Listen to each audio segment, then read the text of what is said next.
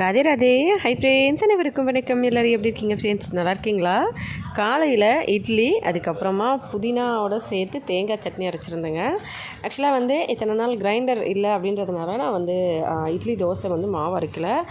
மிக்சியும் கொஞ்சம் ரிப்பேராக இருந்ததுனால ஹஸ்பண்ட் அப்புறமா ரெடி பண்ணதுனால இட்லி தோசை, அதுவும் கடை வைக்க போகிறதுனால டெய்லி ரெகுலராக நம்ம கண்டினியூ பண்ணோம்னா தான் நமக்கு கன்சன்சி கரெக்டாக வரும் 2 மந்த்ஸ்க்கு அப்படின்னு சொல்லிட்டு நான் வீட்டில் தினமும் செய்ய ஆரம்பிச்சிட்டேன் இட்லியும் தோசையும். அதனால் இட்லி தோசை எல்லாமே கண்டினியூவாக பண்ணிக்கிட்டு இருக்கேன் வீட்டில்.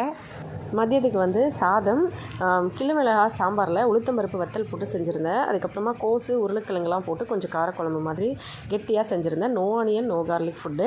அதுக்கப்புறம் பேரிச்சம்பழம் ஊறுகாய், கொஞ்சமாக எலுமிச்சப்பழம் பச்சை மிளகாய் நசுக்குன்னு ஒரு சைட் டிஷ்ஷு. நைட்டுக்கு தோசை செஞ்சுருந்தேன். ஆக்சுவலாக தோசை கல் ரொம்ப நாள் வச்சு செஞ்சு அது ஒரு மாதிரியாக டேமேஜ் ஆகிடுது. நான்ஸ்டிக் கல் மேலே இருக்குது, அது எடுக்கணும். அதுக்கப்புறம் மதியம் மாமனார் கோவிலேருந்து கொண்டு வந்த டால்மா, இதை வச்சு நைட்டுக்கு சாப்பிட்டுக்கிட்டோம்.